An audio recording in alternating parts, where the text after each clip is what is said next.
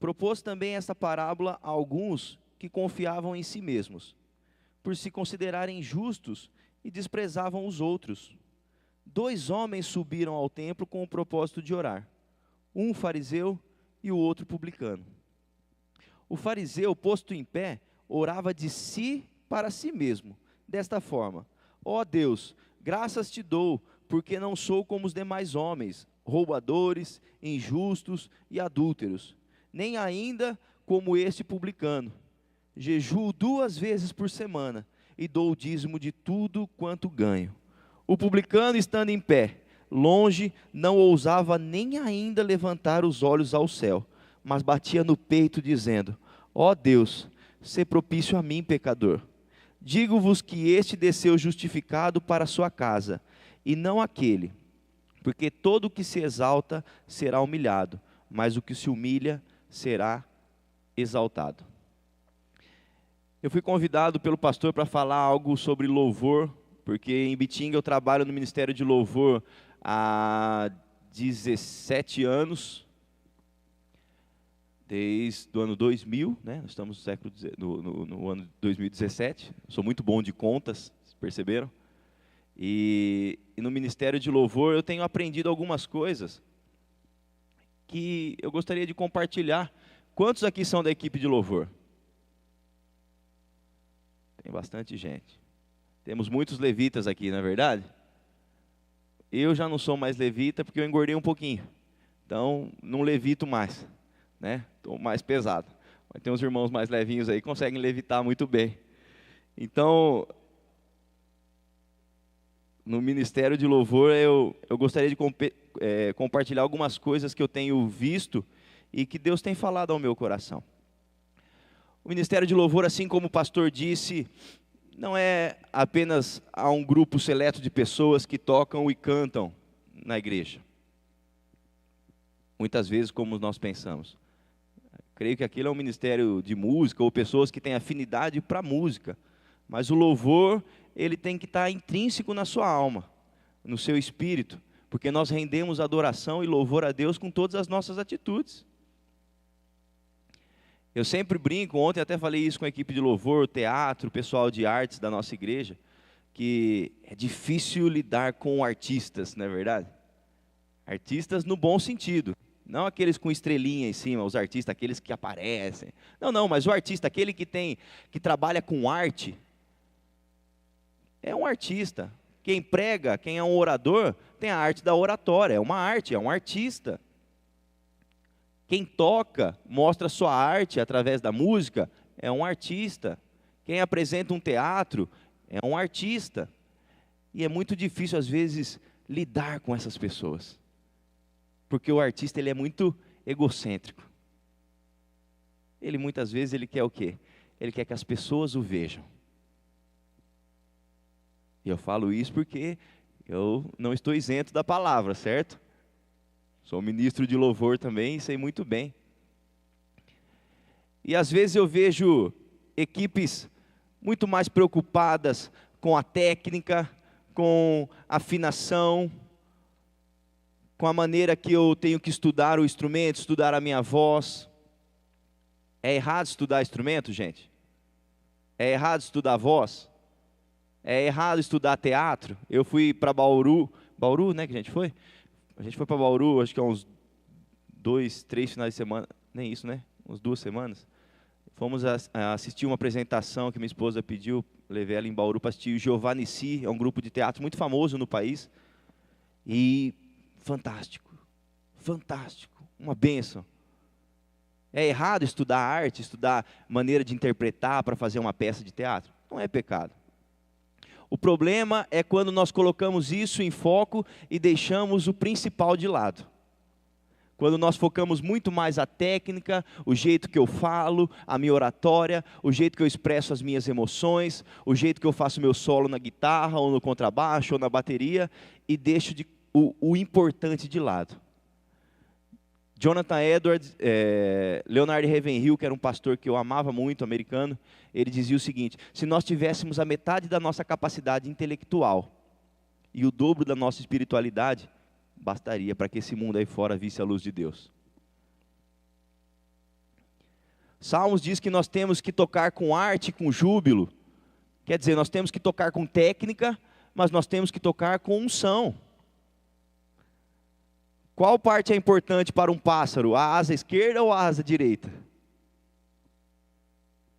As duas. Sem as duas, se falta uma, ele não voa. E às vezes nós achamos que o nosso louvor, a nossa técnica, ela é suficiente para que nós possamos decolar na presença de Deus. E não é verdade. Nós temos visto muitas coisas sendo colocadas nas igrejas hoje em dia, né? Nós somos a geração do iPhone, né? A geração do tablet, do notebook. Nós somos uma geração que possui muitos recursos. A palavra de Deus diz assim, olha só para você entender. Nós temos o celular hoje, no celular, tem aplicativos hoje, né? O pessoal vai do culto e não leva mais a Bíblia, porque tem a Bíblia no celular. Leva no notebook, no tablet, tem problema? Não tem problema. Não tem problema nenhum. Hoje nós temos a Bíblia, a minha é uma Genebra, tem a Plenitude, tem a Scofield, tem tantas Bíblias de estudos maravilhosas, Jerusalém.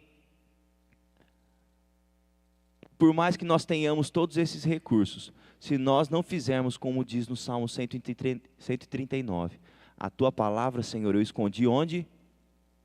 No meu coração, para não pecar contra o Senhor. Não vai adiantar nada. Adianta eu ter a melhor Bíblia na minha casa e não colocar em prática o que está ensinado ali? Muita gente atribui poderes místicos a esse livro, né?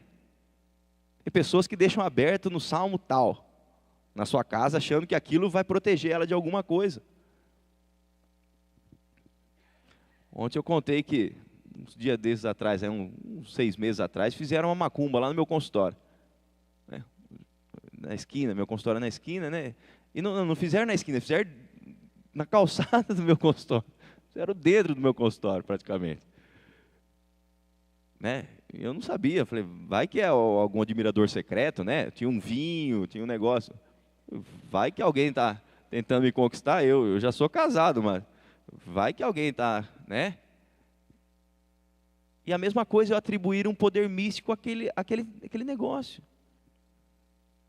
Hoje nós vemos cristãos que têm medo de macumba. Quantas pessoas vocês veem na televisão hoje em dia, indo atrás de igrejas que estão na mídia aí, tantas heresias sendo pregadas, pastores com tanto óleo e tanta coisa, né? Tanta heresia. E essas pessoas, fulano fez uma macumba para você, por isso que sua vida está assim. A pessoa fica com medo e começa na igreja.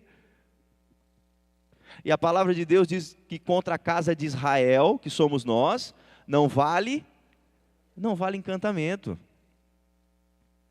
Com muito respeito, né? Se eu fosse mais pentecostal, eu teria chutado a macumba para lá, né? Não, Deus, em nome de Jesus, repreendemos, abri a garrafa de vinho, porque se eu deixo lá, passa um bêbado e vai querer tomar ainda, né? Abri, joguei fora, tal. Desfizemos o despacho, e assim toca a nossa vida. Mas atribuir poderes místicos a isso aqui, e não colocar em prática na nossa vida, não adianta nada. E é a mesma coisa a respeito do louvor. Há um tempo atrás quando eu me formei na faculdade, eu não tinha contrabaixo. E eu sou contrabaixista. E depois que eu voltei para Ibitinga, eu falei, Deus, agora eu vou ingressar novamente ao Ministério de Louvor de Ibitinga. E preciso de um contrabaixo. Começo de profissão, não tinha dinheiro. Peguei, orei ao Senhor, Deus, dá condições de eu comprar um contrabaixo. Juntei um dinheiro, fui para São Paulo num congresso de música e comprei um contrabaixo muito parecido com aquele Tajima ali. Era um Tajima também que eu comprei, uns 5 cordas. E toquei ele durante um bom tempo. Depois eu acabei negociando, comprei outros contrabaixos e hoje eu tenho ótimos instrumentos na minha casa. A minha esposa fica até brava, eu estava com 5 contrabaixos em casa, não estava mais cabendo nada lá. Outro dia eu falei para ela, vou comprar um enfeite para você, viu, para sua sala. Voltei com um rabecão desse tamanho assim. Fui buscar lá em Lins. Falei, olha que bonito que vai ficar na sua sala esse bicho aqui, né? É um violino desse tamanho, assim, ó. Maravilhoso. Ficou lindo o enfeite na casa dela. E aí, depois de um tempo, eu estava orando, e o Senhor falou comigo assim, Luiz, eu não preciso do seu melhor contrabaixo para fazer com que a minha presença seja manifesta na igreja. Para falar a verdade, eu não preciso da sua presença. Eu preciso só que o Espírito Santo tenha liberdade para trabalhar na minha igreja. E às vezes nós temos colocado tantas técnicas acima do que é o mais importante. A oração. Ministério de louvor. Qual é a função sua dentro do trabalho para o Senhor? Atrair a presença de Deus. Levar pessoas a entronizar a Deus. Qual é o volume que nós tocamos dentro da igreja? Às vezes nós estamos espantando irmãos, estamos atrapalhando os irmãos na adoração pelo som alto. Sabe qual tem que ser o volume do instrumento aqui em cima tocado? O suficiente para eu ouvir o último irmão cantando lá. Porque vocês são apenas condutores para que a igreja adore. A função suas é essa. Sábado passado, no passado eu estava no culto de manhã, sábado à noite, e eu cheguei na igreja, o louvor já estava rolando. A primeira coisa que eu fiz na hora que eu entrei na igreja, eu falei, nossa, acho que eu estou ficando velho, né? Porque eu sou roqueiro, eu gosto de som alto, mas eu cheguei na igreja, o som estava tão alto, tão insuportável, que a primeira coisa que eu entrei na igreja, eu olhei para o mesário de som e falei, o que é isso? Ele falou, falei, você que é o mesário, abaixa isso aí. Daqui a pouco vão ligar para a polícia. Eu fiquei de fone o culto, o louvor inteiro, abafando o som, e mesmo assim o som vinha dentro do meu ouvido. Nós temos confundido barulho com som. Hoje em dia as pessoas têm confundido agitação com unção. O que nós precisamos mesmo é atrair a presença de Deus. Como fez esse publicano aqui. Ele orou ao Senhor. Nós vemos aqui dois tipos de pessoas que foram ao templo. Um que era um fariseu e o outro que era um publicano. Um orou arrogante, de si para si. O outro entendeu quem realmente ele era e orou, Senhor, tem misericórdia de mim. Ser propício a mim. O que está faltando na igreja hoje, no ministério de louvor e em todos os outros ministérios, é oração. A pregação da palavra é para poucos. O dom de pregar, e eles serão muito cobrados por isso, diz a palavra de Deus. Não queira ser um pregador. Mas o dom da oratória em secreto, a oração ao Senhor, é para toda a igreja. O ministério mais importante da igreja, Deus deixou para todos os membros da igreja. E no lugar da oração não tem orgulho, não tem ego, como fez esse fariseu aqui. Porque a oração, para ser ouvida, ela tem que ser simples, ela tem que ser verdadeira. Às vezes o púlpito, ele serve de vitrine para muitos músicos mostrarem o seu talento, para muitos cantores, para muitos pregadores, para se exibirem. Isso aqui não é um lugar de apresentações. Ou pelo menos não deveria ser. Eu já toquei com muita gente e às vezes eu via guitarristas, né, fazendo careta, fazendo seus solos. Já viram isso ou não?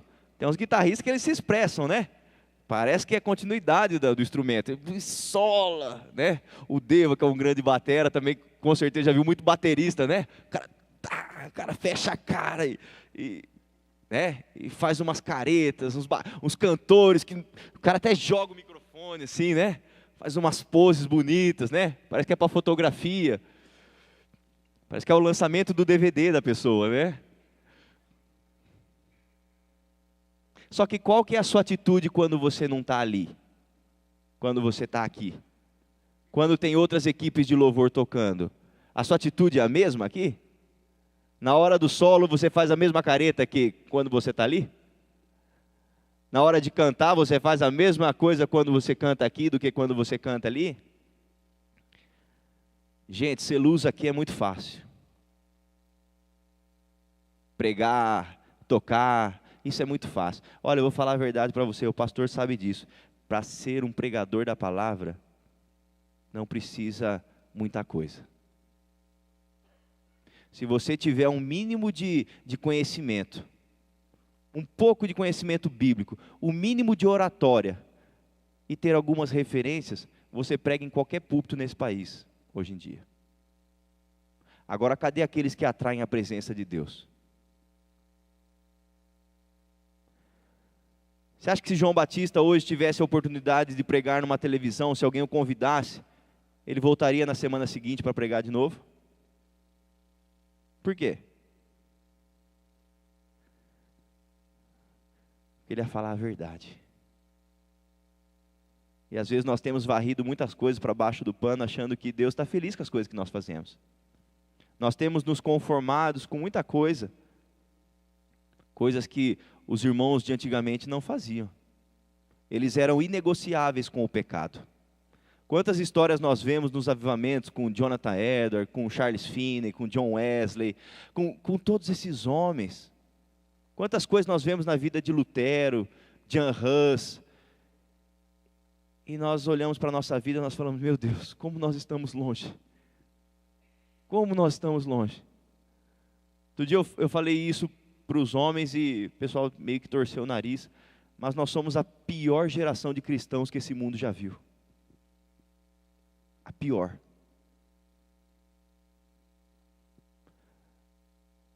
Leonardo Ravenhill dizia em 1960 isso. Antigamente a igreja do Senhor era uma igreja eletrizante. Hoje nós temos uma igreja elétrica ou eletrônica. Quantos evangélicos nós temos no país? Ou que se professam evangélicos? E olha a situação da nação.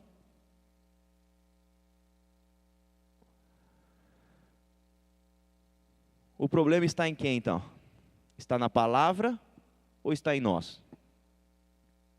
O problema está em nós, que muitas vezes não vivemos aquilo que pregamos, ou tocamos nos nossos altares. É muito simples, não adianta a gente colocar, enfeitar o pavão, achando que está tudo bem, continuando com a vida do jeito que está. Poderia estar falando muitas coisas maravilhosas e vocês estarem dando glória a Deus aqui. Mas eu prefiro falar a verdade para vocês. Eu me lembro de Adoniran Judson, um missionário para a Birmânia. Ele passou 35 anos na Birmânia. E depois de ter passado 35 anos na Birmânia, ele voltou para a América, foi convidado a pregar num grande congresso. Ele pregou durante 15 minutos. Nos Estados Unidos, não sei se você sabe, mas as pregações não passam de 20 minutos. E Judson pregou durante 15 minutos a respeito do Salvador, do que Jesus fez por nós na cruz do Calvário, do preço precioso do sangue de Cristo e da salvação que Cristo conquistou por nós lá na cruz. E ele saiu extremamente afetado pela mensagem que Deus tinha compartilhado com ele, porque pensando no sofrimento de Cristo, não tem como não se emocionar. Se você é um cristão e ao pensar no sacrifício de Cristo, você não se emociona, querido, eu desconfio da sua salvação. Talvez você não tenha visto realmente o Senhor ainda. E ele se sentou e um amigo falou para ele, assim, a caminho de casa, depois quando ele estava indo embora, falou assim, Judson, as pessoas estão decepcionadas com você. Ele falou assim, mas por quê? Eu contei para eles a melhor mensagem que alguém poderia receber. Ele falou assim, não, mas eles queriam ouvir uma outra coisa. Eles vieram aqui para ouvir de um missionário que viveu na Birmânia. Hoje a Birmânia é um país chamado Mianmar, né? É mais ou menos naquela época como se fosse Las Vegas, um país maravilhoso. E ali naquele país ele pegou e voltando para a América falou assim, os amigos, Judson, as pessoas estão decepcionadas porque eles queriam que você contasse uma bela história. Ele falou assim, mas eu contei a melhor história que eles poderiam ouvir. Não, mas eles queriam ouvir uma história a respeito do que você viveu lá na Birmânia, e das coisas maravilhosas, ou coisas engraçadas que você passou lá na Birmânia. Ele falou assim, então fico mais feliz ainda, que podendo falar tantas coisas da Birmânia, eu não tinha nada melhor, senão do Salvador. Ele dizia o seguinte, quando eu tenho oportunidade de pregar, eu não brinco com a minha plateia, porque eu sei que um dia eu vou ao encontro ao Senhor Jesus, e Ele vai falar assim para mim, Judson, eu te dei oportunidade para falar de mim, mas você gastou o seu tempo falando de coisas que você achava preciosas. A pregação da palavra, a ministração do louvor, tem que entronizar Cristo. Tem que convergir para Cristo, não para o ego humano. O pregador não tem que sair de uma mensagem aplaudido, ovacionado pela plateia. Os finais dos nossos cultos, o que seria mais importante hoje seriam as pessoas saírem cabisbaixas para refletir a respeito do que tem feito na sua vida e não saltitando de alegria. Nós temos tocado músicas que pessoas pulam na presença de Deus, mas que não levam elas de joelho ao Senhor. E esse é o problema de pessoas frequentarem os nossos cultos e saírem dos nossos cultos, porque a presença de Deus não está no nosso culto transformando essas pessoas. Nós preferimos falar mentiras para essas pessoas, ou como Leonard Ravenhill dizia, os pastores de hoje em dia apenas passam a mão na cabeça das suas ovelhas, enquanto elas caminham a passos largos para o inferno.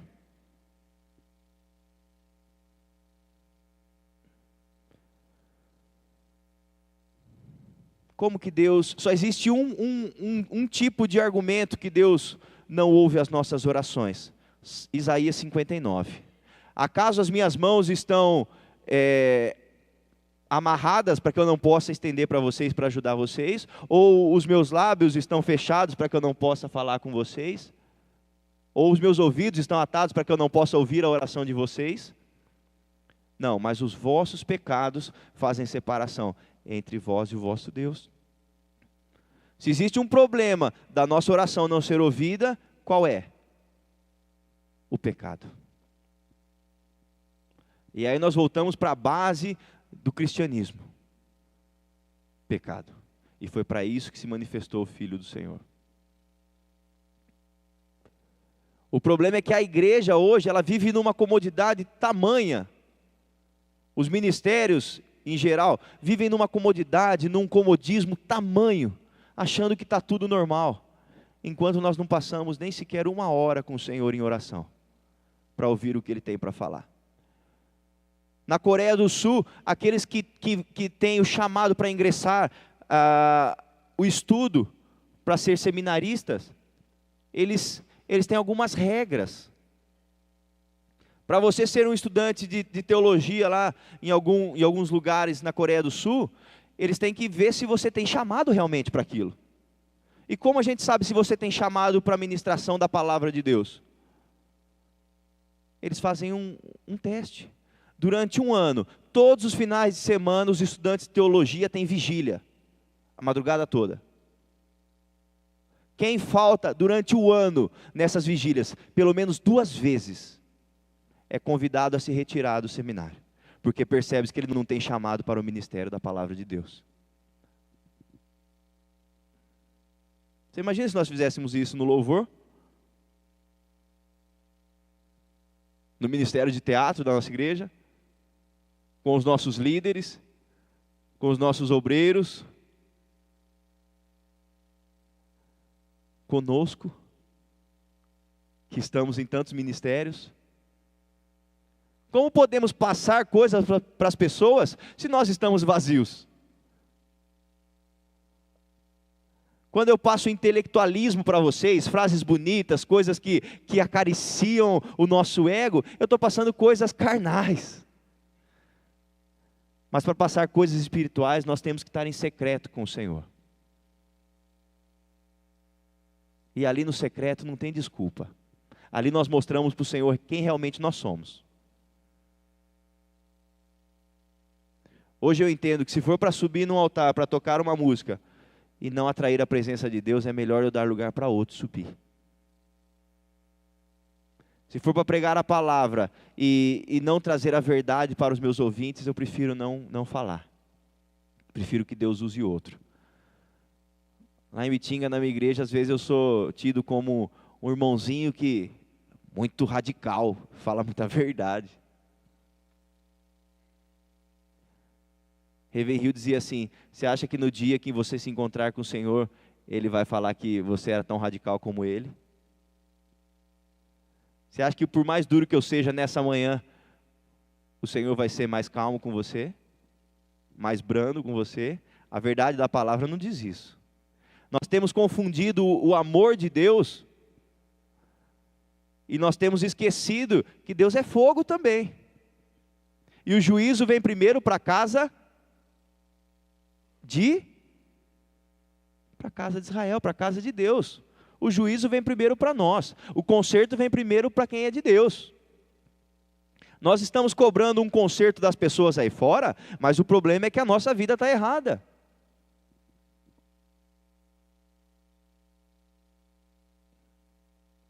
A gente não pode mais brincar de ser crente.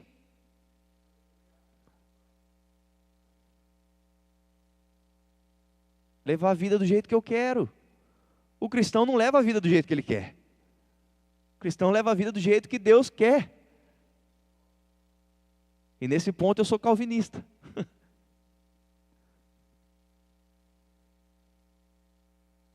Nós devemos parar de espiritualizar coisas que não são espirituais e começar verdadeiramente a buscar as coisas que são do alto.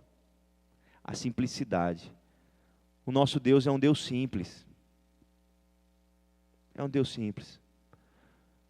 Nós nos preocupamos com tanta técnica, com tantos recursos. Eu tenho que ter o melhor iPhone. Lançou agora o 7, eu tenho que comprar o 7. Alguém tem um iPhone aqui? Não tem problema ter iPhone, irmão. Você paga caro por um iPhone, não paga? É um bom equipamento? É um bom equipamento. Mas nós pagamos tão caro por um iPhone e não pagamos nem o mínimo pela unção de Deus na nossa vida. E não adianta você frequentar bons congressos, ouvir os melhores pregadores, se você não entrar em oração verdadeira com o Senhor. É no seu quarto que o Senhor vai falar com você. A maior experiência que eu tive na minha vida com Deus foi no meu quarto orando. Eu entrei no meu quarto às 6 horas da manhã, e às 9:30 da manhã eu escutei o Senhor falando comigo. E eu estava desesperado, buscando uma resposta de Deus. Deus, fala comigo, Deus, fala comigo, Deus, fala comigo. Por favor, fala comigo. E chorando, desesperado. Que nem Jacó. Deus, fala comigo, eu não vou sair desse quarto enquanto o Senhor não falar comigo. Deus, abre os meus ouvidos espirituais para te ouvir, porque eu preciso que o Senhor fale comigo. Eu quero ouvir a tua voz. Deus, eu preciso te ouvir, eu não vou sair daqui. O Senhor sabe que eu não vou sair daqui enquanto o Senhor não falar comigo. 9:30 da manhã eu senti o Espírito Santo falando dentro de mim assim: quando você conversa com alguém, só você fala? Não é um monólogo. Não. Então quando você conversa com alguém, você fala e espera a pessoa responder, não é verdade? Então fica quieto. Eu falo no silêncio. Eu falo quando você se cala, para que você entenda o que eu estou falando. E ali o Senhor falou comigo. Às vezes nós devemos mais fechar a nossa boca do que abrir a nossa boca. Rasgar verdadeiramente o nosso coração na presença dEle. Não adianta tanta pose se não tiver unção. Nós vemos os jovens hoje em dia se perdendo. Saí do culto ontem com a minha esposa, a gente saiu para comer à noite com os irmãos da igreja. E do lado de onde a gente está comendo, tinha um lugarzinho que vende bebida. Gente, uma juventude de 12, 13 anos. Bebendo. Estava falando com o Márcio eu trabalho com os líderes, os adolescentes, né? De 11 a 15. Gente, é o ministério mais importante dessa igreja. Porque é dali que eles vão sair. Ou eles têm um encontro com Deus ali, Ô irmãos, eles vão se perder. Nós temos orado pelos nossos adolescentes para que eles fiquem firmes com o Senhor.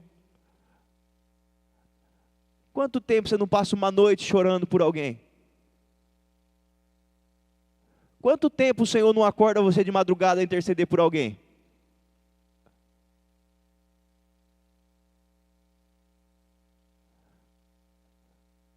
No início da nossa conversão, a gente está com fogo no coração. A gente passa horas orando. A todo momento a gente quer ler a palavra, quer entrar no nosso quarto, quer orar, quer falar de Deus para as pessoas. E hoje em dia? Conversando com o irmão outro dia, ele me disse assim, mas o conhecimento que você tem hoje é diferente do conhecimento que você tinha. O que você ouvia naquela época que te emocionava, hoje não emociona mais. Eu não preciso de coisas que me emocionem, gente.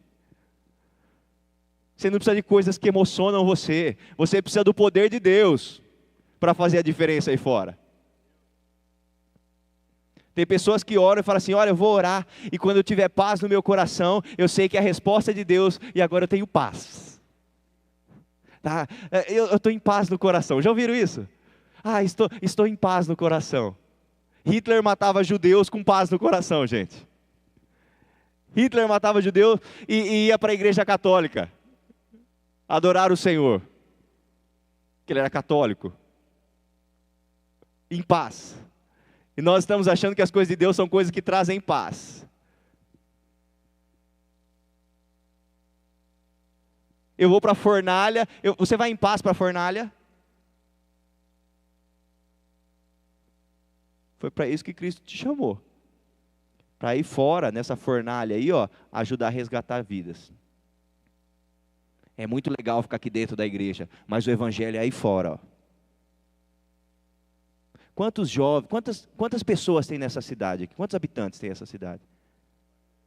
45, 46 mil, tamanho de Bitinga. Vocês têm noção nas baladas aí de final de semana, quantos jovens estão se perdendo? E a gente nem chora por isso. Nós não afrontamos mais o pecado dessa nação, porque estamos tão acomodados com o nosso pecado, que não, como eu vou apontar o erro de alguém? Eu contei isso para os homens semana passada, que eu tinha um paciente, veio um tempo atrás no meu consultório, agora uns 3 meses atrás, e um senhor, 60 e poucos anos, grandão, investigador de polícia, falador, cheio da grana, e queria fazer uns implantes comigo, um tratamento. E falando que já tinha passado por 3 cardiologistas, que estava a ponto de morrer. Falei, meu Deus, eu vou operar esse homem? Falei, você me pega uma bateria de exame primeiro e traz aqui para eu ver se eu posso operar você. E ele levou, e nisso a gente ficou conversando, e os médicos já desenganaram ele, faz 5 anos que ele está desenganado pelos médicos, já, os médicos não sabem como ele está vivo.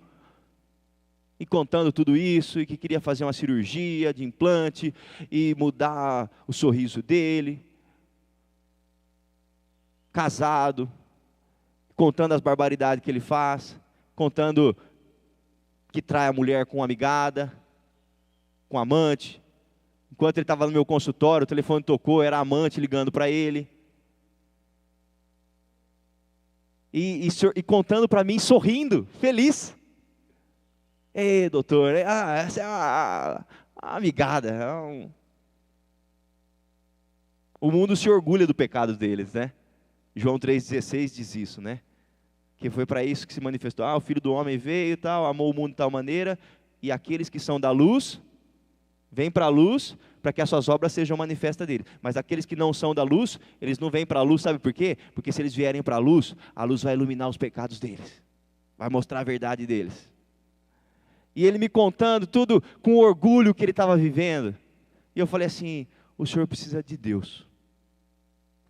Falei para os homens, isso é legal, que falar de Deus num consultório, com um bisturi na mão e uma agulha é muito bom, irmãos. Não tem quem não treme. Olha, é praticamente a visão do inferno. Eu falei para eles ali, falei, você precisa conhecer a Deus. Ele falou, Luiz, não vem com essa história de Deus, não, eu não acredito em Deus. Meu filho é físico, formado nos Estados Unidos, fez graduação, fez pós-doutorado, é filósofo doutor, PhD, e olha, Os filósofos não acreditam nessas, os físicos não acreditam nessas coisas, não. E meu filho, a gente conversa, eu tenho o mesmo pensamento que ele. Deus dizia, é besteira que inventaram. Negócio de Bíblia, para com isso, pelo amor de Deus. Eu falei, olha, não sei se você sabe, mas os grandes físicos da história, pelo menos 80% deles se professavam cristãos. Os grandes recebedores de prêmio Nobel são cristãos, ou ditos cristãos, que entendem que existe um Criador para isso. Ah, não, mas Luiz, eu não acredito. Ô Luiz, para com essa conversa, cara. Eu falei, não, mas você precisa conhecer Deus, cara. Ô Luiz, olha, eu estava pensando que você era um cara inteligente. Eu pensei que você era um cara inteligente, você é um doutor, cara. Estudou numa faculdade, né? E agora você vem falar de Deus, cara, pelo amor de Deus. Olha, eu não sei mais nem se eu vou fazer tratamento com você. Eu achava que você era inteligente.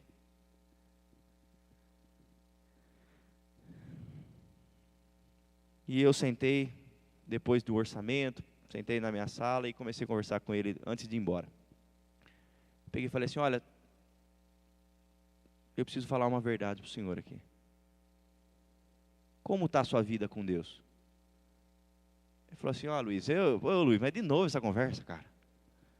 Para com isso aí, isso não tem nada a ver, eu não acredito nessas coisas. Eu falei, mas eu tenho que falar isso para você.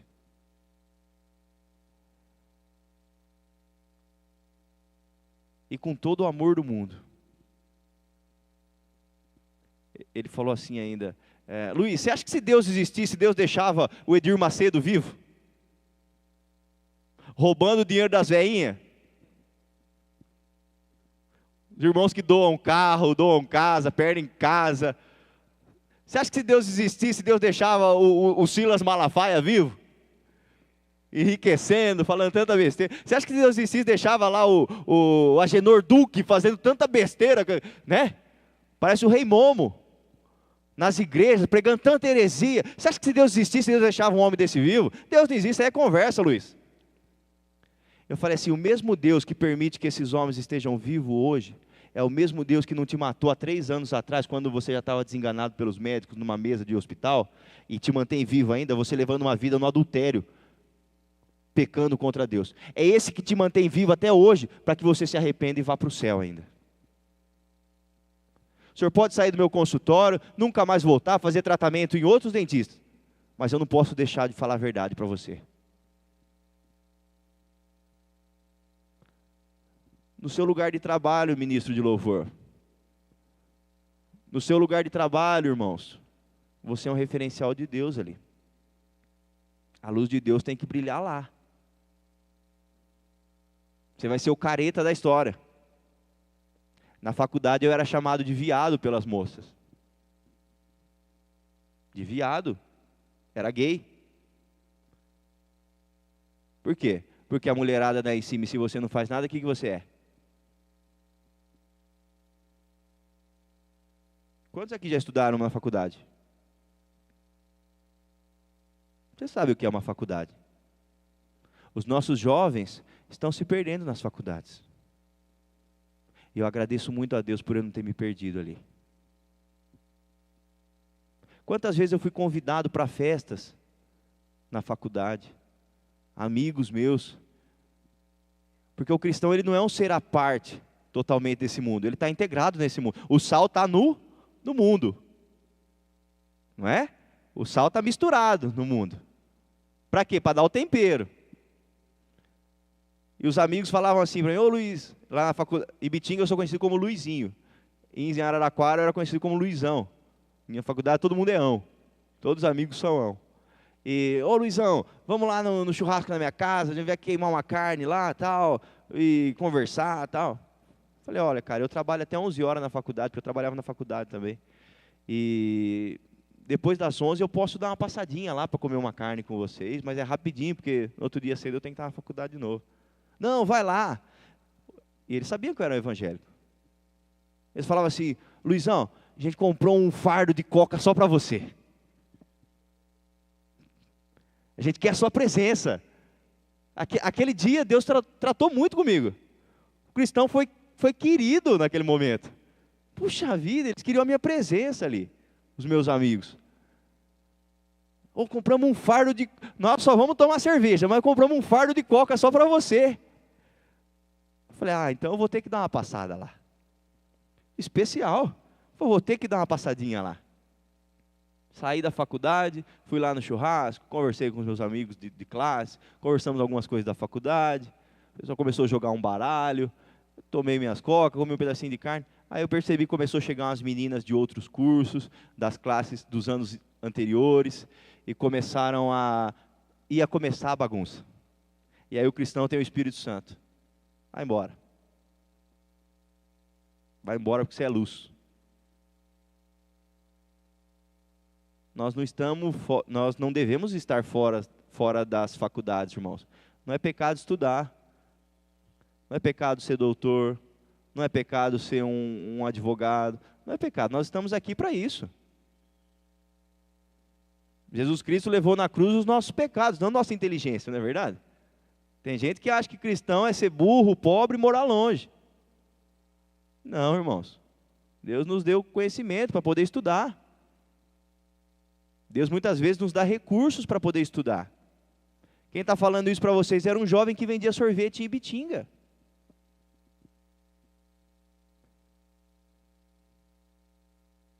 Deus me abençoou, não sei como. Ele sabe, é milagre. Você crê em milagre? Você quer fazer uma faculdade? Tem sonho de fazer uma faculdade? Ore ao Senhor. Ore, a oração tem que estar na vida do cristão.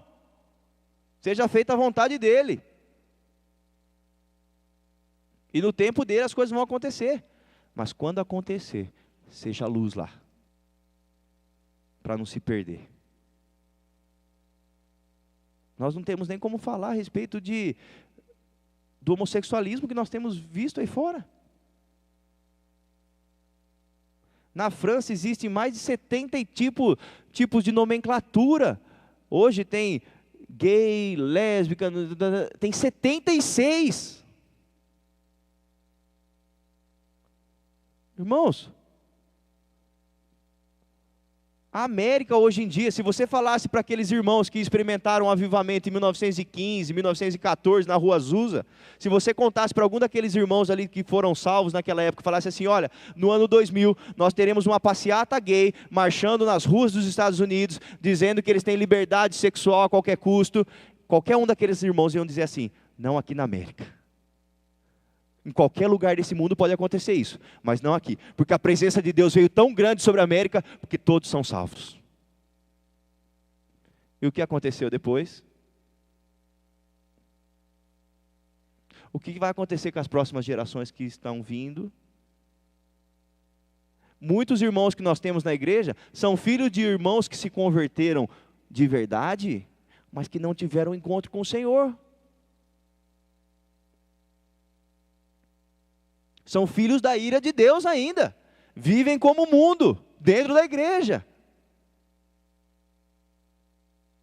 Não sentem peso pelo pecado. Se tem uma coisa que nós precisamos ter em nossa mente hoje em dia, cravada em nossos olhos, é a santidade de Deus. Quando Isaías no capítulo 6 ele fala assim, eu vi o Senhor assentado no alto e sublime trono, e os serafins que estavam ao redor, eles cantavam, né, eles tinham três pares de asas, os querubins, com duas eles tampavam o rosto, com duas eles tampavam o corpo, e com duas eles voavam, e eles diziam um para o outro assim, santo é o Senhor, santo, santo é o Senhor, ao redor do trono. Eles nem ousavam olhar para o trono. Os seres mais limpos que existem abaixo de Deus, não ousavam olhar para o trono, para a santidade de Deus. Eles não diziam assim, ó, onipotente, onipresente é o Senhor, ó, quão maravilhoso e grandioso é o Senhor. Não, eles diziam, santo, santo, santo é o Senhor.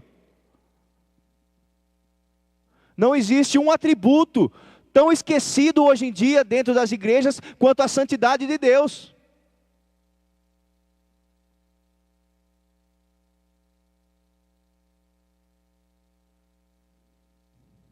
Santidade de Deus é o padrão de vida que Deus tem para a minha e para a sua vida. Não adianta viver uma vida de aparência, não adianta você querer ocultar as coisas que você faz do seu pastor, Você pode enganar a homens o tempo que você quiser, mas a Deus você não engana.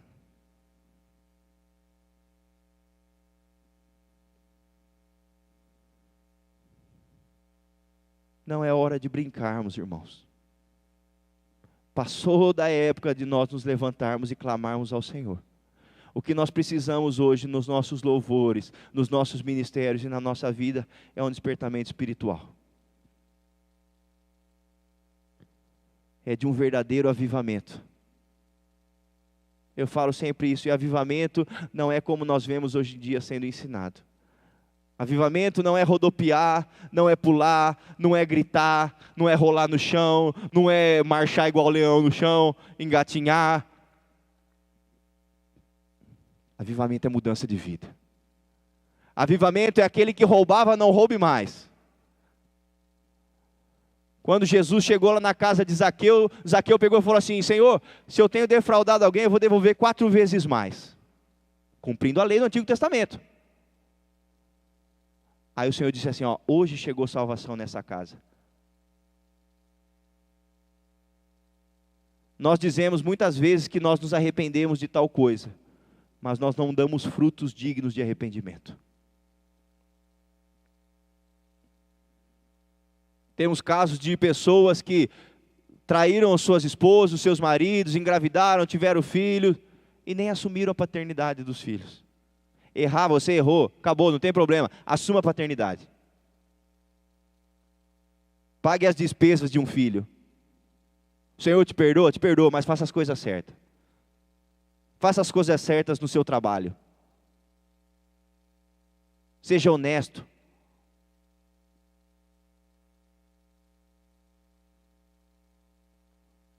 Há um tempo atrás eu tive um atrito com uma pessoa da igreja, uma pastora da minha igreja, e eu preguei uma vez e falei uma verdade. Pessoas estavam idolatrando tal pessoa.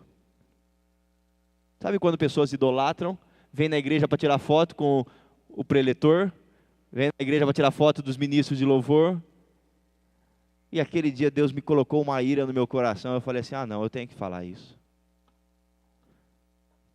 Falei assim, eu vejo pessoas aqui na igreja que estão há 5 anos frequentando esse culto, que vêm para tirar foto, ficam com o celular filmando, tirando foto, e saem daqui e vão dormir com suas amantes. E vêm na igreja com suas esposas. Achando que o ato de vir à igreja o santifica.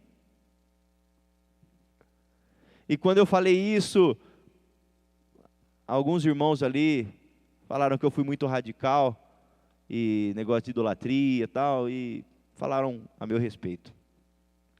E a partir de quando eu ouvi aquilo lá, o meu coração se endureceu, sabe? Se fechou.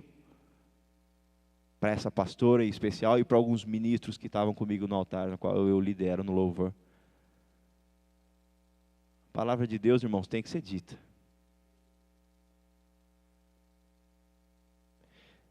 Mas muitas vezes eu ia ministrar, sabe quando você sente um bloqueio a respeito da pessoa? E teve um ensaio que eu falei, não, peraí gente, vamos parar tudo aqui, eu preciso orar aqui, vamos orar. Pastor, eu preciso pedir perdão, porque certa vez eu ouvi você e alguém falando a respeito de mim, e olha, eu não quero saber o que você fez, eu estou falando, eu fiquei mal, eu queria que vocês me perdoassem, porque eu estou mal. Se você acatou ou não ao que Deus falou aquele dia, não é comigo que você deve prestar conta, mas eu estou mal. E às vezes nós estamos mal com alguém dentro da igreja e continuamos do mesmo jeito, achando que Deus ouve a nossa oração. Se Deus não recebe nem a nossa oferta quando nós não estamos bem com o irmão, você acha que Deus recebe o nosso louvor? O que a Bíblia diz a respeito de oferta? Quando você vai trazer a sua oferta, se você sabe que você tem algo contra alguém, ou se alguém tem algo contra você, o que você faz? Deixa de lado a sua oferta, vai lá, se conserta com a pessoa, depois você pega a sua oferta e traga para a igreja. Se nós queremos ser tão bíblicos, nós temos que seguir o que ensina aqui. Porque se eu não colocar em prática na minha vida o que está escrito aqui, vamos fechar as portas da igreja. Vamos deixar, porque Deus vai trazer gente para viver de verdade o Evangelho. Deus não precisa de mim, não precisa de você, querido. Deus poderia ter salvado muitas pessoas muito melhores do que nós, para estar aqui. Mas pela misericórdia dele, Ele quer contar com você. Pela misericórdia dele. É tudo dele, irmãos. A igreja é dele. Pastor não é dono da igreja. Pastor é a primeira ovelha que ajuda a rebanhar o rebanho de Cristo. Está aqui um pastor que sabe muito bem do que eu estou falando. A função dele, sabe qual é? Servir a igreja do Senhor. A igreja, não os lobos, que às vezes estão dentro da igreja. Outro dia um irmão que tinha sido ordenado ao ministério em Bitinga, postou uma foto na igreja, postou uma foto no Facebook, uma ovelhinha comendo outra ovelhinha, sabe? Uma ovelha deitada e a outra ovelha comendo a barriga da outra ovelha. Um desenhinho, um memezinho. Escrito assim, é isso que está acontecendo nas igrejas. E eu vi aquilo no Facebook, assim como eu sou um pouco sanguíneo, às vezes eu falei, não, eu fico quieto, eu falo. Eu vou postar. Peguei e escrevi, irmão, você deve estar confundindo as coisas. Porque ovelha não come ovelha. Você deve estar confundido com os lobos que estão infiltrados dentro da igreja, fazendo essas coisas. Ovelha é simples, irmão. Não confunda as coisas. Eu tenho muito cuidado para falar com a noiva do Senhor. Sabe por quê? Porque a noiva tem um noivo que cuida da noiva. Quem sou eu para falar da noiva? Eu falo dos lobos. Eu aponto o dedo para os lobos, não para a noiva. O Senhor nunca falou com o pecador de uma maneira grosseira. Nunca. Agora, com aqueles que se diziam religiosos, irmãos, eles desciam o caneco. Às vezes nós temos aparência de santidade, nós nos vestimos como cristãos, mas por dentro nós estamos um túmulo caiado. Estamos vivendo de aparência. Ravenhill dizia assim, um ministro que vai pregar a palavra de Deus, que não passa no mínimo 2 horas orando, ele não vale um punhado de feijão. E nós temos achado que a nossa intelectualidade tem salvado pessoas. Não, nós estamos agrupando pessoas e mandando elas para o inferno do mesmo jeito.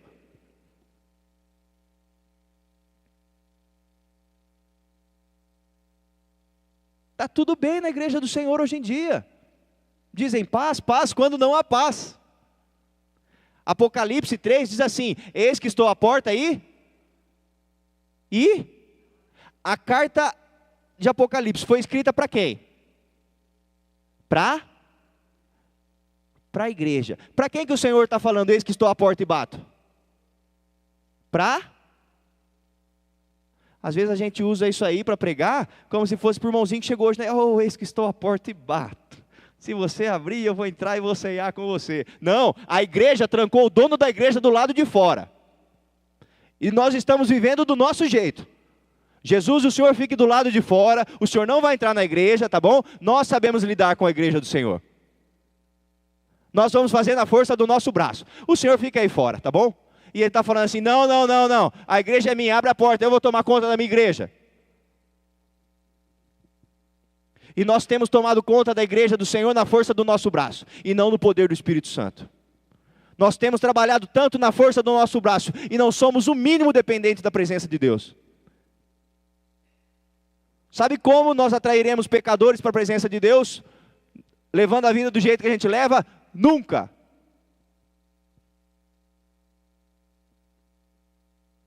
Se você continuar com o seu padrão de vida, o padrão de oração que você tem até hoje, e não crescer na presença de Deus, você vai ser um crente mirrado o resto da vida. É por isso que pessoas se despontam do seu lado, você vê líderes crescendo, você vê pessoas sendo abençoadas e você não cresce. Sabe por quê? Porque essas pessoas foram para o secreto do quarto delas e foram buscar a presença de Deus. Foram lavar as suas roupas no sangue do Cordeiro. Quem aqui não peca? Todos pecamos, irmãos. Mas o cristão, ele se lava no sangue e se levanta e procura não tropeçar mais onde ele caiu. A ovelha, Spurgeon dizia isso, a ovelha pode até cair na lama, mas só os porcos rolam nela. Rolar no pecado, viver no pecado, não é coisa de cristão, irmãos. Eu estava meditando ontem a respeito do cinto de segurança, e Deus falou comigo assim: olha, Luiz, a graça, ela é como um cinto de segurança num carro. É como um airbag. Serve para a proteção do cristão, caso alguém venha e colida contra ele, ele tem uma proteção ali. Não para você pegar o seu carro e sair a 200 por hora. Se arrebentando e falando: não, a graça de Deus me salva. Nós somos salvos pela graça, irmão. A graça, ela tem duas vias. Eu sou salvo pela graça, portanto, a partir de agora eu ando numa linha em direção ao céu.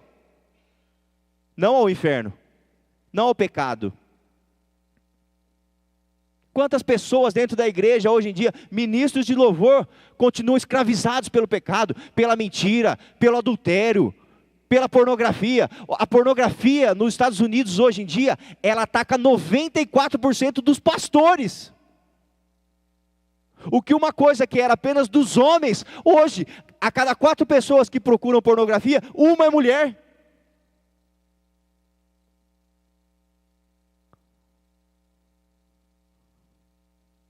Dá para se conformar com isso?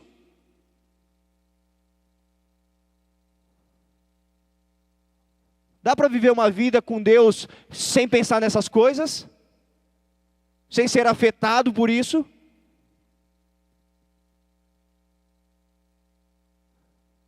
Ou nós começamos a buscar a presença de Deus realmente, ou nós vamos naufragar.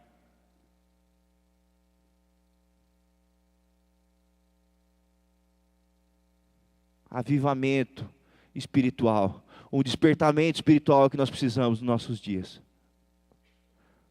Todos os grandes avivamentos aconteceram na história quando os países estavam arrasados. Inglaterra, País de Gales, Irlanda, Suécia, Suíça, Alemanha, todos esses países que experimentaram o avivamento, os seus países estavam arrasados.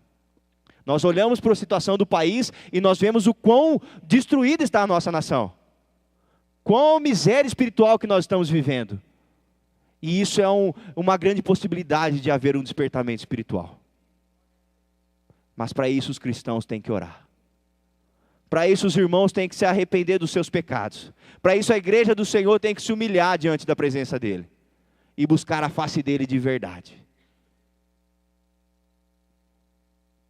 O avivamento em Ibitinga aconteceu com o pastor Antenor em 57, sabe como? Um pastor veio ministrar na igreja, que já tinha sido batizado com o Espírito Santo. E quando eles estavam ministrando, o pastor veio e juntou um grupo seleto de líderes da igreja, ali 10 pessoas, e começaram a orar numa tarde. E vamos orar porque o Espírito Santo vai descer sobre nós. Vamos orar porque o Espírito Santo, a promessa do Senhor é para todos. O Espírito Santo é para a igreja. O Espírito Santo virá sobre nós. E eles começaram a orar, e meia hora e nada da presença de Deus. O pastor parou a reunião e falou assim: espera aí. Salmos 32, o Senhor está me falando comigo, Salmos 32. Salmo 32 diz assim: confessei-te o meu pecado e a minha iniquidade não mais ocultei. O Senhor está falando isso. Uma das irmãs que estavam ali pegou e falou assim: pastor, eu queria tomar a palavra, que eu queria pedir perdão para a irmã fulana de tal aqui, porque eu falei coisa dela, fiquei muito chateada, estou muito magoada com ela, mas eu queria que ela me perdoasse. Ah, irmãos, como nós precisamos disso nas nossas igrejas hoje em dia. Um concerto de irmãos. Nós temos achado que os nossos irmãos são os nossos inimigos. Nós viemos para a igreja quando saímos do mundo, e o mundo cobra que sejamos competitivos, e nós entramos na igreja achando que igreja é lugar de competição. Eu tenho que pregar melhor que o pregador fulano de tal, eu tenho que cantar melhor que o cantor tal, eu tenho que solar melhor que o guitarrista tal, eu tenho que tocar o baixo melhor que o baixista tal. É lugar de competição, igreja? É por isso que os nossos louvores estão tão frios.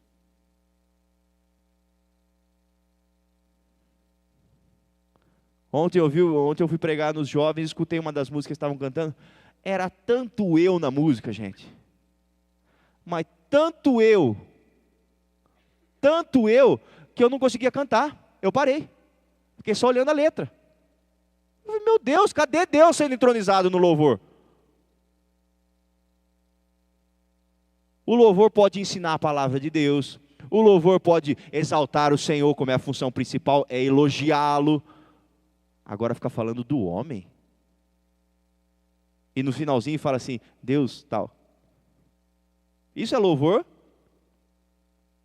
Sabe o que acontece hoje em dia? As empresas que gravam perceberam que o mercado gospel é um mercado rentável. A Som Livre dizia assim, quando começou a gravar André Valadão, Ana Paula, nós tocamos, você adora. Olha que legal.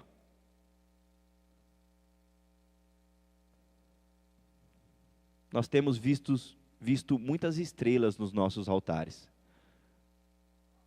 mas poucas pessoas buscando verdadeiramente a presença de Deus.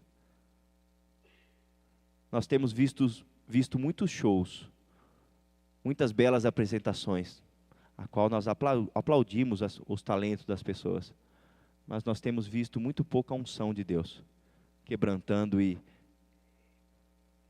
tocando profundamente o coração das pessoas.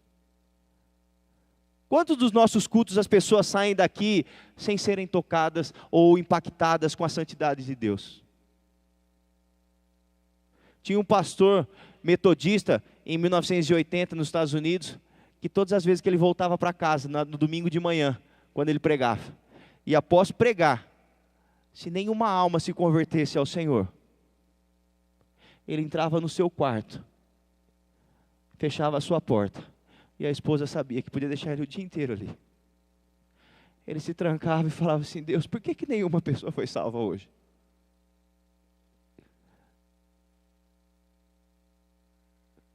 Deus, me dá vidas, Senhor.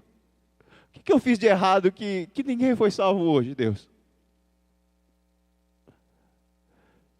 E os nossos cultos continuam dia após dia, mês após mês, ano após ano. E muitas vezes as pessoas não veem a salvação. O que nós estamos fazendo de errado, irmãos? A igreja é um lugar para nos acomodarmos. Eu não consigo ser exposto a essa luz aqui e não ser confrontado. Eu não consigo ler um versículo bíblico que não mostre a santidade de Deus e mostre o quão pecador eu sou. Eu não consigo ler isso aqui e ver o jeito que está o país. E me conformar com tudo isso.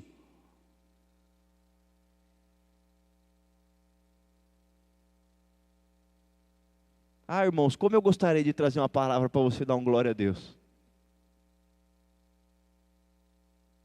Mas as palavras duras, às vezes, elas trazem mais vida. Tomara a Deus você saia daqui cabisbaixo hoje, pensando, eu preciso ser um melhor cristão. Tomara a Deus. Eu preciso de Deus no meu ministério. Sem Deus na minha empresa eu não sou nada. Hoje nós somos muito apegados a coisas do que a pessoas. O irmão outro dia me pediu um terno, eu tenho acho que 2 ternos. Falou, irmão, você não empresta um terno para ir no casamento? Eu falei, vai lá, pega lá. E hoje a gente é tão materialista que tudo é nosso, né? Hoje nós já estamos ricos, irmãos. Nós já temos demais para nós. Nós já temos demais, irmãos.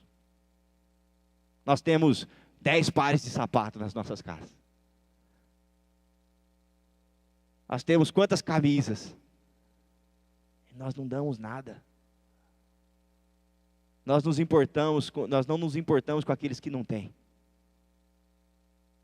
E achamos que somos avivados.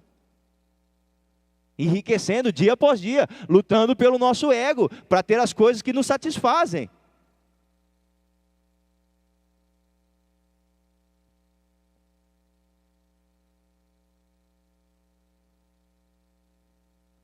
Dos contrabaixos que eu tinha, teve um que eu comprei e Deus falou assim, esse contrabaixo não é seu.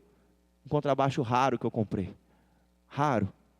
E Deus falou assim, esse contrabaixo você vai dar para fulano de tal. Eu falei, não, Deus, pede outro. Esse não. Foi trabalhoso achar esse aí. Ele custou dinheiro. Custou caro. Eu fiquei 2 anos com esse contrabaixo pendurado em casa. Eu tenho um negócio pendurado na escada lá, meus contrabaixos ficam pendurados. Toda vez que eu passava e olhava aquele contrabaixo, Deus falava assim, esse contrabaixo não é seu. Você está roubando. Eu te dei condições de comprar, mas ele não é seu.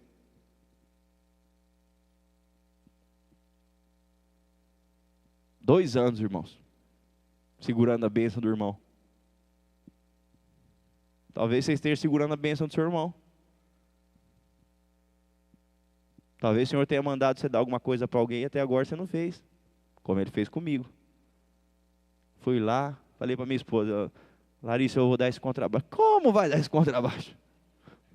Ei, mulher, você sabe qual é que é, né? Falei, como que você vai dar esse contrabaixo? Eu falei, ele estava orando e Deus me pediu. Deus pediu meu Isaac. Falei, meu Deus, e agora? Peguei, coloquei dentro do bag, fui na casa desse irmão, bati lá, tudo bom? Tudo bom. Trouxe um contrabaixo aí. Mas para quê? O que você vai fazer? Não, isso aqui é para você. Não, mas como assim? Em quantas vezes eu vou pagar para você isso aqui? Um contrabaixo caro. Eu falei, não vai me pagar nada, isso aqui é presente de Deus. Não, Luiz, pelo amor de Deus, não tem. Eu falei assim, olha rapaz, você por favor aceita, porque isso aí lá em casa ele está parecendo a arca, rapaz, está me trazendo maldição ao invés de trazer bênção. Você pega isso aí, fecha a boca, faz o que você quiser com ele. Se você quiser fazer uma lareira, queimar, faz o que você quiser. Mas é o que o Senhor me mandou fazer.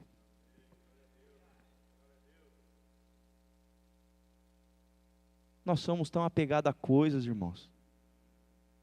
Tão apegados a coisas. Não é verdade?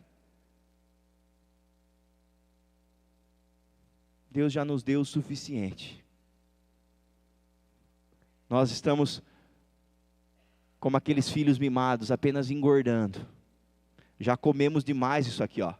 Muitas vezes temos conhecimento muito grande disso aqui. Mas agora nós temos que colocar em prática. É a prática disso que vai fazer diferença aí fora. Que Deus desperte a nossa vida mesmo para um verdadeiro avivamento. Um verdadeiro avivamento. Onde nós saldaremos dívidas antigas que nós devíamos para alguém. Onde nós nos reconciliaremos com pessoas a quem nós ofendemos. Onde nós sejamos mais pessoas honestas. Se você estudar o avivamento da igreja, você vai ver que foi isso que aconteceu. Na Inglaterra, os cavalos só andavam a xingamento, porque os homens eram grosseiros.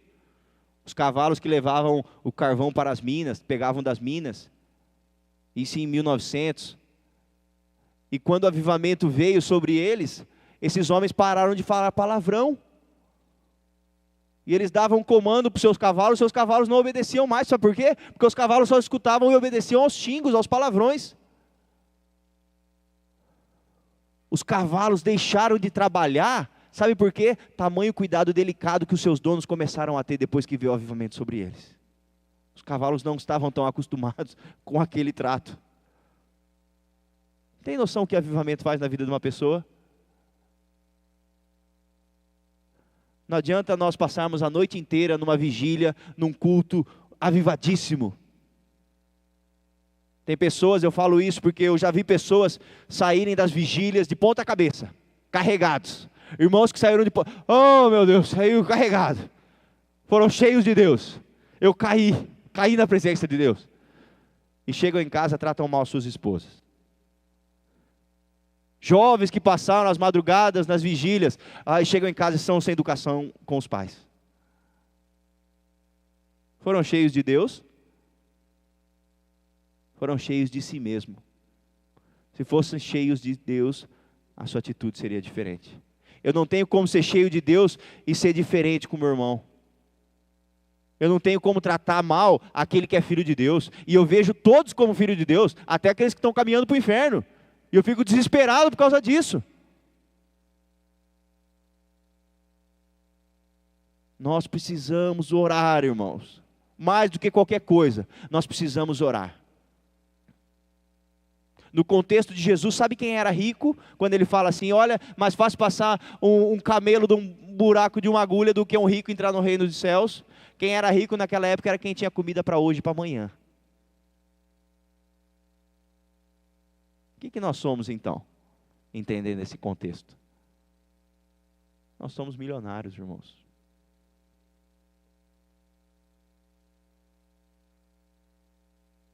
Nós temos demais recursos materiais, mas os recursos espirituais é uma vergonha o que nós temos. E eu falo de mim. Eu me cobro. O ano passado eu falei assim para Deus, Deus, eu vou dar pelo menos 1 hora do meu dia para o Senhor, eu vou estar orando. Fiz isso durante uns meses, irmãos, não consegui fazer todos os dias. Porque uma coisa é você meditar na palavra do Senhor, outra coisa é você orar. Jesus falou o que para os discípulos? Nem 1 hora vocês podem orar comigo? Você acha que o Senhor pode confiar para você as visões que Ele tem a respeito do que está acontecendo no mundo? Eu lembro de Ravenhill, ele falava assim, olha, eu tenho medo de chegar no céu, e a primeira coisa que Jesus me falava vai ser assim, Ravenhill, eu tinha tantas coisas importantes para falar para você, mas você não tinha estrutura espiritual para receber aquilo que eu ia falar para você. Você não tinha maturidade, você não tinha vida de oração para receber o que eu ia falar com você. Isso não machuca você? Ah, irmãos, isso me arrebenta. Isso me arrebenta. Não tem como olhar para os avivamentos da história e olhar para a nossa vida e falar assim, meu Deus, está tudo bem. Não, está tudo errado. Está tudo errado. A começar que nós temos lutado na força do nosso braço. Eu escuto pessoas falando assim, eu faço isso, mas eu me canso. Eu estou cansado porque eu assumi tantos ministérios. Eu faço isso, eu sou líder de tanta coisa. Irmãos, Deus te chamou para isso mesmo. Porque a palavra de Deus diz assim, que você voará com asas, como águias. Vocês vão correr e não vão se cansar. Então você deve estar correndo na força do seu braço. É melhor você rever os seus conceitos. Porque o trabalho pesado é dele, não é seu. E nós queremos pregar, nós queremos liderar o ministério, nós queremos fazer tanta coisa. Será que Deus nos chamou para isso mesmo?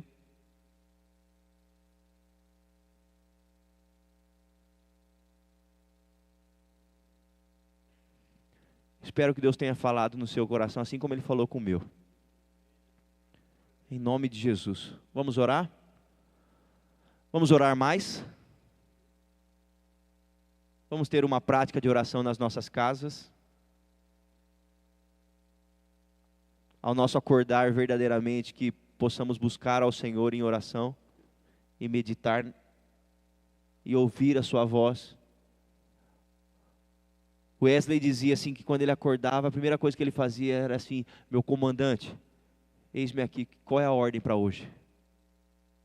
Fala comigo. Que possamos passar tempo com o Senhor. Passar tempo no nosso quarto não é perder tempo, é ganhar tempo. É ganhar tempo.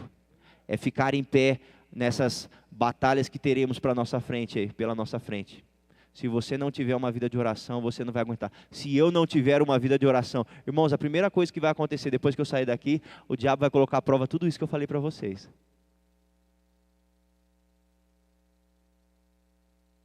Para mim. E as minhas piores derrotas espirituais, eu as obtive depois das minhas maiores vitórias espirituais. Sabe por quê? Porque a gente abaixa a guarda. Aquele velho pecado que você cometia, não pense que ele morreu não, irmão. Uma hora ele vai sair como um leão esfomeado atrás de você. E se você não tiver uma vida de oração, ele vai te derrubar de novo.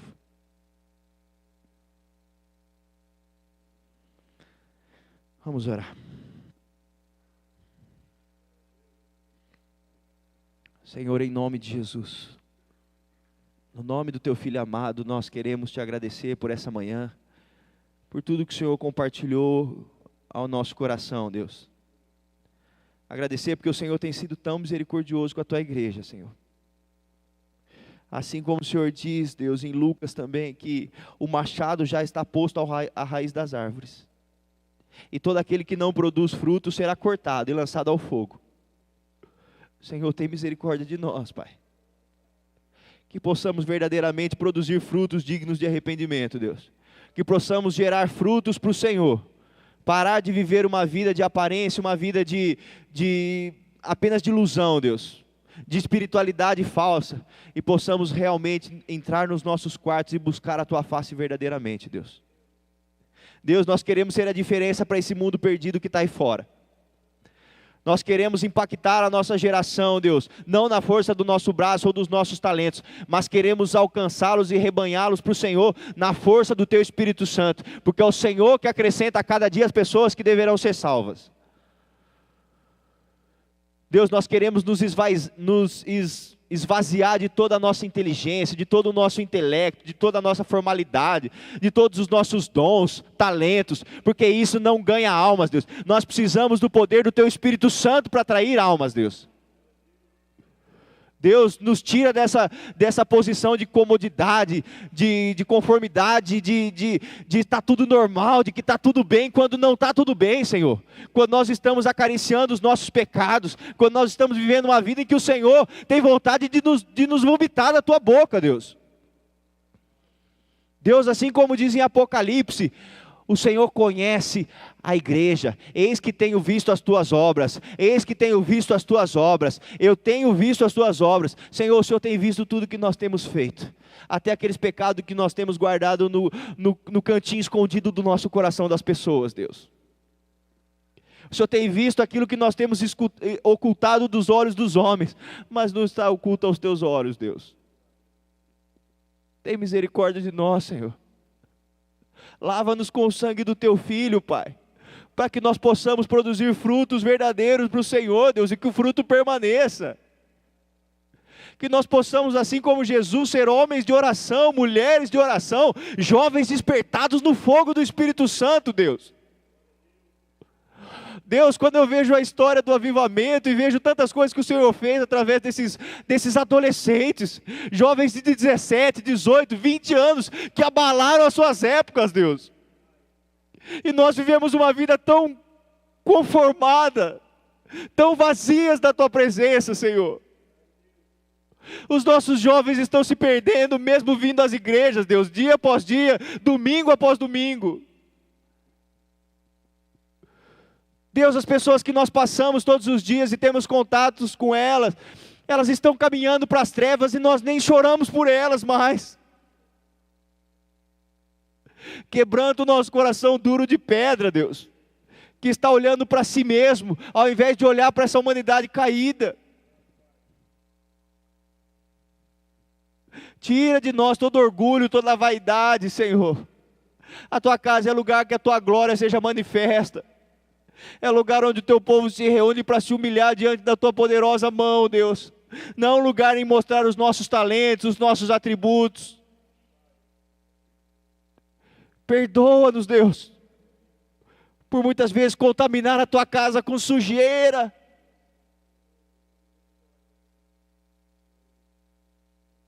A Tua igreja é santa, Deus.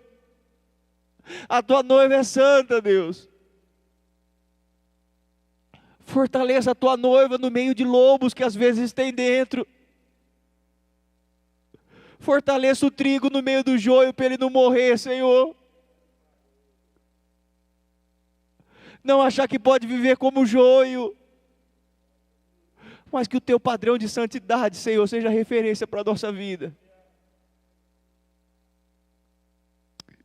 Em nome de Jesus, Deus, transforma a nossa vida, Pai.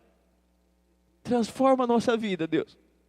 Nós não queremos viver uma vida de miséria espiritual, Deus. E eu sei que nós estamos vivendo porque nós não temos feito nada para mudar essa história. Clamamos por um avivamento sobre essa nação, Deus, sobre essa cidade.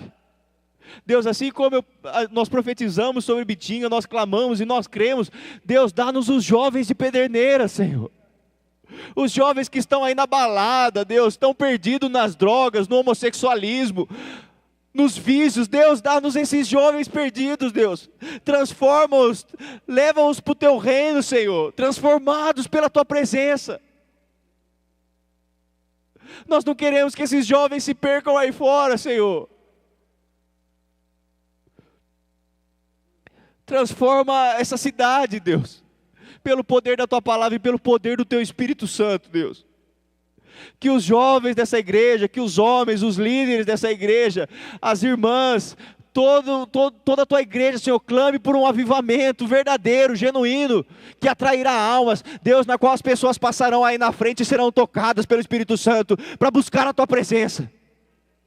As pessoas começarão a chegar aos templos, tocadas e levadas pela presença do Espírito Santo. Entrarão e confessarão os seus pecados, gritarão, implorarão por perdão pelo Senhor.